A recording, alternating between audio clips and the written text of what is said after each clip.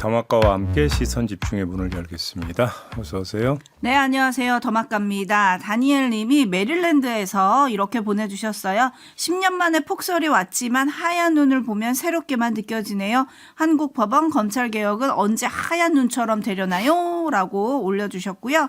파란 대부님은 밤새 눈이 하얗게 내렸습니다. 짧은 2월 첫 출근길 힘차게 시작하세요. 라는 인사 보내주셨고, 좋은 생각 호호님은 눈 치우고 시선 집중하려 했는데 앞집이 벌써 다 치워주셨네요. 이젠 시선 집중만 집중하면 됩니다. 올겨울에 눈이 많이 내리네요. 그러게 말입니다. 좀 출근길 좀 더 서두르셔야 될 것 같고요. 눈이 많이 내렸습니다. 네, 근데 앞집에서 먼저 치워주셨다는 이 댓글은 좀 따뜻하네요. 그렇죠? 미리미리 좀 치워주시는 이웃의 정이 느껴지는 아침입니다. 아침 출근길 조심운전 그리고 조심보행 하셔야 할 것 같고요. 뉴스 본격적으로 챙겨드릴게요. 제이비타임즈 오늘 주목할 첫 번째 뉴스 어떤 건가요? 정부가 129 부동산 대책을 발표하면서 태릉 골프장 부지를 활용해서 6,800가구를 공급하겠다라는 이 방안을 포함을 시켰습니다.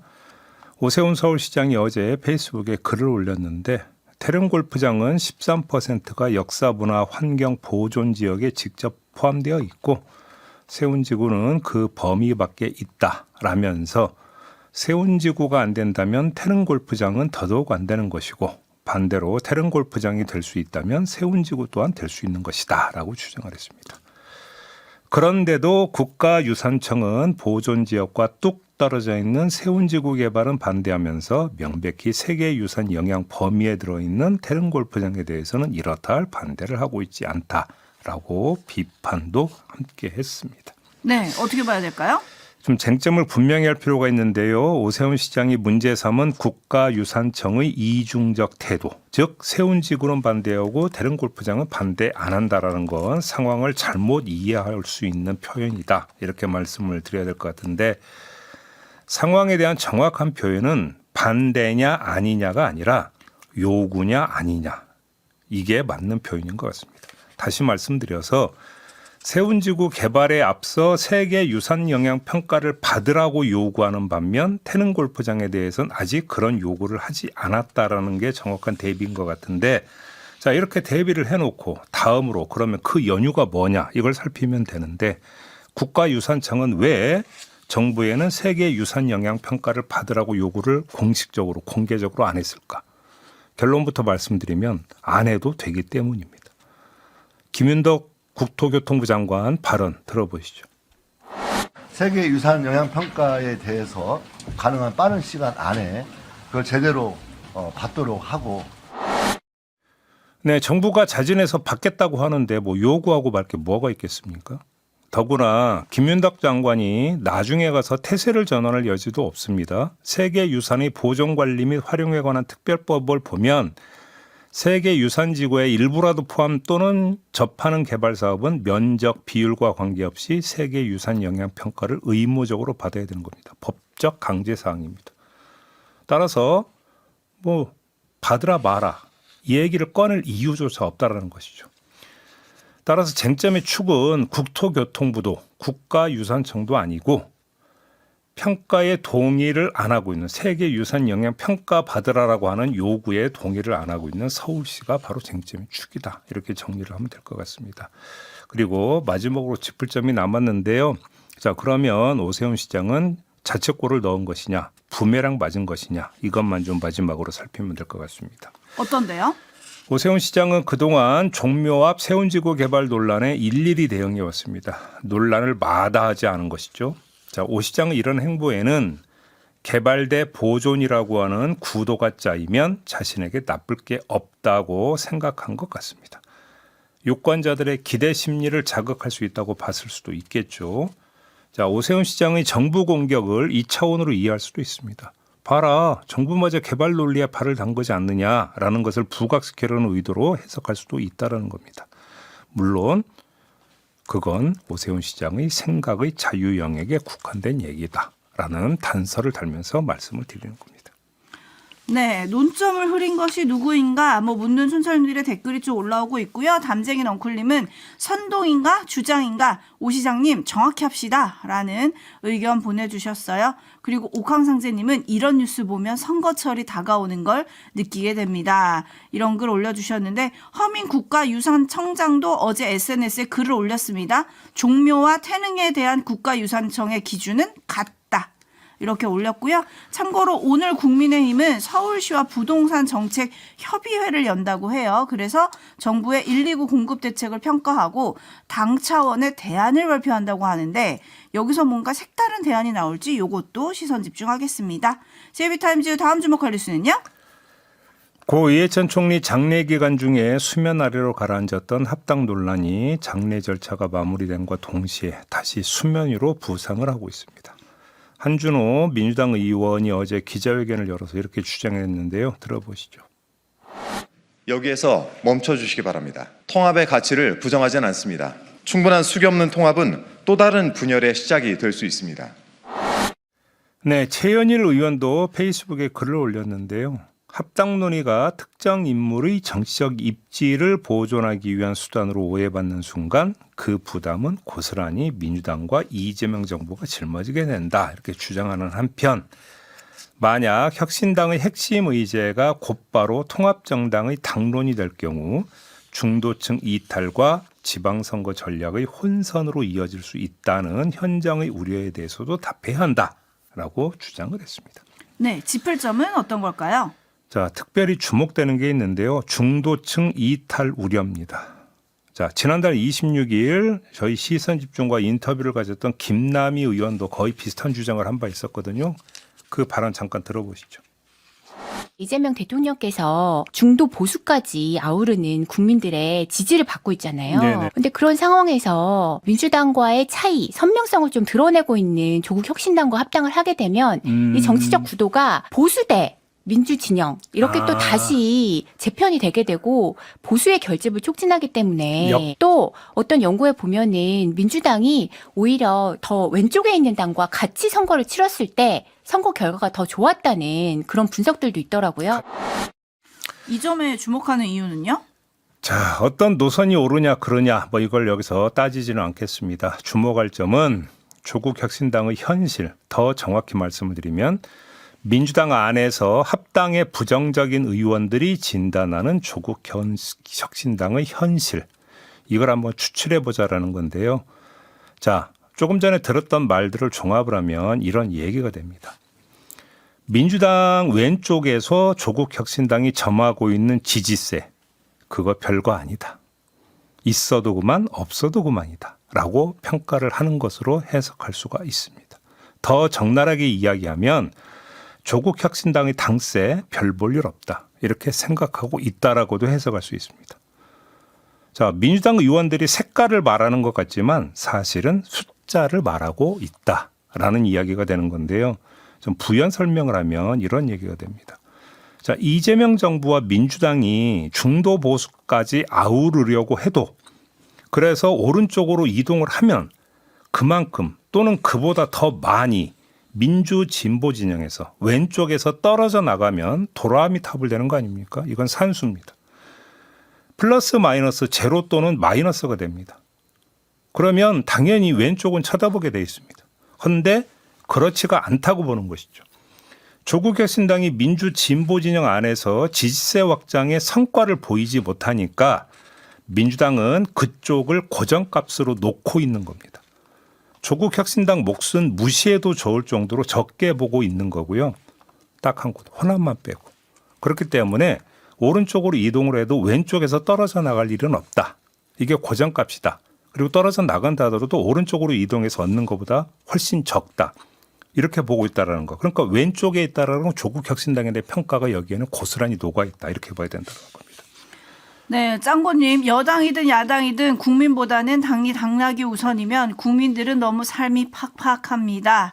지금 합당을 논할 때냐 뭐 이런 의견이신 것 같고요. 신원섭파님도 지금 합당 문제로 논쟁할 때인가요? 시기를 생각합시다 라는 의견 주셨고, 이사나님 다수의 지지를 못 받으면 하지 않는 게 정답 아닐까요? 라는 의견. 나라사랑님 집주인이 임차인에게 매달리는 모양새로 보이지는 않을까요? 김창면님 하나보다 둘이 좋지 않나요? 라는 뭐 부정적인 댓글들이 좀 많이 들어오고 있는데, 오늘 김남희 의원이 소속된 더불어민주당 초선 의원 모임이죠. 더민초가 국회에서 미뤘던 간담회를 열고 합당 문제를 논의한다고 합니다. 어떤 의견이 도출될지 좀 지켜봐야 될 것 같고, 또 오늘부터 그 1인 1표제 있잖아요. 정청래 대표의 공약이기도 했던 그것에 대한 온라인 표결이 시작이 되거든요. 이 결과가 어떻게 나오는지가 조금 더 관심도 모으고 있는 것 같아요. 이것도 지켜봐야 될 것 같습니다. JB타임즈 다음 주목할 뉴스는요? 종교 관련 이야기 두 가지 소식 전해드리겠습니다. 지난해 4월 27일 더불어민주당 대선 후보 최종 경선이 있었습니다. 그 현장에 신천지 인사들이 다수 참석을 했다고 하는데요. 그 가운데 한 인사가 신천지 간부급 인사에게 휴대전화로 아무개 후보와 소통을 좀 하시라고 했다라는 내용의 문자 메시지를 보낸 게 확인이 됐다고 합니다. 그리고 이만희 씨의 측근이었던 사람이 국민일보 기자와 통화에서 이재명 대통령이 우리를 가장 강하게 압박하는 쪽이라는 인식이 내부에 퍼져 있었고, 그래서 반명 후보 쪽으로 가야 한다는 말들이 나왔다라고 밝혔다고 합니다. 그리고 또 신천지 시몬지파 탈퇴자가 한 말도 있는데요. 지난해 7월, 이거는 대선 이후가 되겠습니다. 지난해 7월 지역 임원으로부터 민감한 사안이라면서 대면으로 전파해달라는 요청을 받았는데, 그 내용이 무엇이었느냐? 이재명 대통령으로부터 핍박을 받고 있으니 민주당 내에 반대 세력을 통해서 우리의 입장을 대변해야 한다는 취지였다고 합니다. 신천지 이만희 교주를 비롯한 간부들이 이재명 대통령에 대해서 적대감을 표해왔다라는 진단은 이미 전에 했던 바가 있습니다. 그런데 그 적대감의 반로를 어떻게 했느냐. 그래서 국민의힘에 가입을 하고 하고 이런 문제를 넘어서 민주당 쪽으로도 손길을 뻗치고 있었다라고 하는 것들이 지금 이 뉴스를 통해서 확인이 되고 있다라는 겁니다. 그러면 이것도 뭐가 되는 겁니까? 정치 개입이 되어버립니다. 이 점을 확인을 하고요. 다음으로 전해드릴 사람은 손현보 부산 세계로교회 담임 목사입니다. 지난달 30일 징역형의 집행유예를 선고받고 풀려났습니다. 재판부는 공소 사실을 모두 유죄로 판단을 했습니다. 특정 후보를 당선이나 낙선시키려고 한 것이다라는 행위 성격 규정도 했습니다. 그럼에도 불구하고 집행유예 판결을 내렸습니다. 그래서 풀려났는데, 자, 그러면 재판부가 유죄로 인정했던 손현보 목사의 과거 행적을 일단 한번 몇 가지만 추출해 보겠습니다. 지난해 5월을 전후로 세계로 교회 기도회와 주일 예배 등에서 신도들을 대상으로 특정 후보 지지 발언을 했는데, 당시에 이재명은 히틀러 못지않은 사람이 될 수 있다. 이재명이 정권을 잡으면 반독재 국가가 된다 등등의 발언을 했다고 합니다. 역시 반이재명이었습니다. 이랬던 손현보 목사가 집행유예로 풀려났는데요. 석방된 직후 기자들 앞에서 이런 말을 했다고 합니다. 미국이 백악관으로 가족을 초청해 이야기를 들어주고 미국 목사님 등 10,000명이 서명에 동참한 것에 감사드린다 라고 말을 했다고 하는데요. 그러면서 마크 루비오 미 국무장관과 JD 벤스 미 부통령을 직접 거론까지 했다고 합니다. 벤스 부통령 여러분 기억나시죠? 김민석 총리 만났을 때 손현보 목사 문제를 거론했다라는 보도 이미 전해드린 바가 있었습니다. 관련해서 우리가 알지 못하는 사이에 어디까지 무슨 일이 그리고 어떤 왕래가 있었는지 그 일단이 지금 손현보 목사의 말을 통해서 지금 드러났다 이렇게 봐야 될 것 같은데, 그리고 나서 어제 세계로교회 예배에 있었습니다. 이 예배에 누가 참석했느냐? 윤상현 국민의힘 의원이 참석을 했는데, 이런 말을 했다고 합니다. 하나님의 정의와 공의를 지키려고 애쓰는 모습을 보며 정말로 실천하는 행동하는 믿음을 가진 참 목사님이다. 정말로 마음속으로 존경하다. 이런 말을 현역 국회의원인 윤상현 의원이 남겼다고 합니다.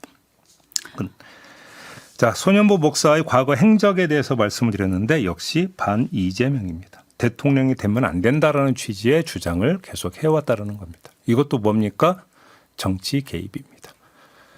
자, 두 가지 사례만 좀 전해드렸는데 종교단체, 종교인의 정치 개입이라는 것이 도대체 어느 정도로까지 만연해 있는 것인가를 단적으로 보여주는 하나의 사례, 두 개의 사례가 될 것 같은데 검경 합수본이 지금 종교단체의 정치 개입에 대해서 수사를 벌이고 있습니다만 어디까지 수사가 진행이 될지 잘 모르겠습니다만 참 수사가 벅찰 수도 있겠다는 생각이 듭니다. 왜?